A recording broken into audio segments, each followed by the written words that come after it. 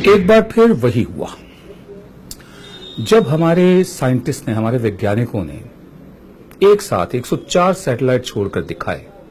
प्रधान सेवक नरेंद्र मोदी ने उसका श्रेय खुद ले लिया। जब एक वकील साहब, सांगवान साहब थे, उन्होंने सुप्रीम कोर्ट में लड़ाई लड़के स्टेंट की कीमतें कम करवाई, तो प्रधान सेवक ने उसका भी श्रेय ले लिया। एक बार फिर वही हुआ है।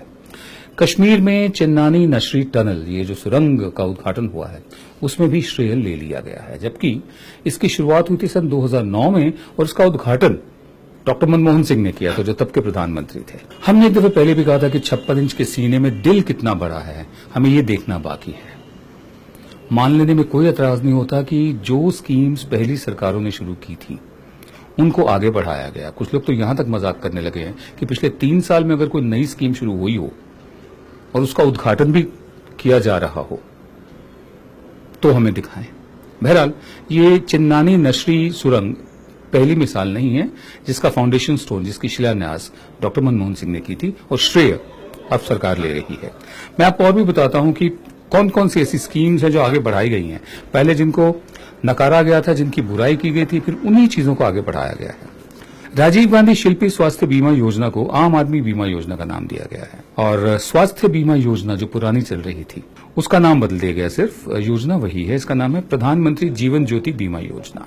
प्रधानमंत्री सुरक्षा बीमा योजना थी, उसका नाम अटल पेंशन योजना रख दिया गया है। Goods and services tax GST, जिसका श्रेय बढ़ चढ़कर अब लिया जा रहा है, इसको सन 2011 में ही पेश कर दिया था तब की सरकार ने। पास करने की कोशिश थी और इरादा ये था कि अप्रैल 2012 तक जीएसटी को पास कर दिया जाएगा, लेकिन तब इसका विरोध किया गया था, इसको पास नहीं होने दिया गया था।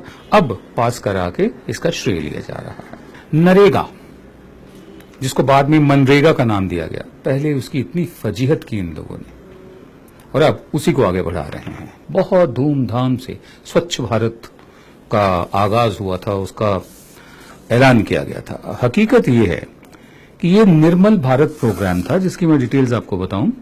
ये सन 1999 से सन 2012 तक इसको टोटल सैनिटेशन कैंपेन कहा गया था। बाद में इसका नाम निर्मल भारत प्रोग्राम रखा गया था, जिसको अब स्वच्छ भारत कहकर आगे बढ़ाया जा रहा है। आधार कार्ड के साथ भी यही हुआ। पहले आधार कार्ड का विरोध किया और अब आधार कार्ड को हर चीज के लिए, हर बात के लिए जरूरी बनाना, अनिवार्य बनाने की कवायद चल रही है। सुप्रीम कोर्ट तक को दखल देना पड़ रहा है। मैं ये सारी बातें इसलिए कह रहा हूं कि आपको याद रहे